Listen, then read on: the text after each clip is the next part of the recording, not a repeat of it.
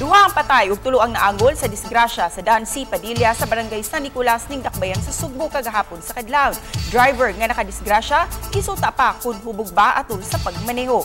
Ini ang unang balita ni Femery Dumabo. Mayong pagkapiyapi nining itom nga auto nga giparada tubangan sa San Nicolas Police Station. Among sakyanan ang gimaniho sa usa ka 22 anyos nga si Christian Abrasaldo, taga lungsod sa Milanilla. Sa pakisusi sa kapulisan nga maong sakyanan ang ulang nakadasmag ug usa ka pedestrian sa Dancy Padilla pasado launa sa kadlawon.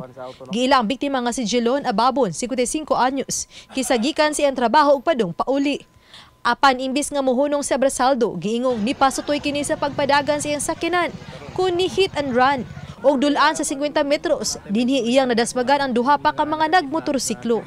Mayong pagkalagpot sa driver ug angkas ini nga gila sa kapulisan base sa mga nakuha nga identification card nga sila si Rodrigo Abapo Jr., taga Marigondon, Lapu-Lapu City, ug Ronnie Taneo, 32 anyos, taga lungsod sa Cordova. Ang duha ang parihong gideklarar nga dead on the spot. Sa mapay lang ko sa give assistance sa yang nabiktima. Baka manilaos mo siya noon. Napasirit siya, tungkol siguro sa kadlok, napasirit siya padagat, niya mga about mga 30 to 50 meters, ikan sa pagkabangga itong niya sa pedestrian, nga lapas na gamay sa Gutong National High School.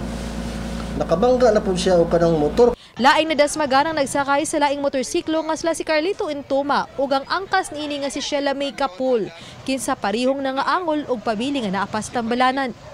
Gisuwayan sa pagkuha siyang habig ang suspitsado apan nagdumili kini sa pagatubang. Apan himaka kini nga hubog siya ug wa na niluwat pa og pamahayag. Ang suspitsado ang wala ray na angkon nga angol.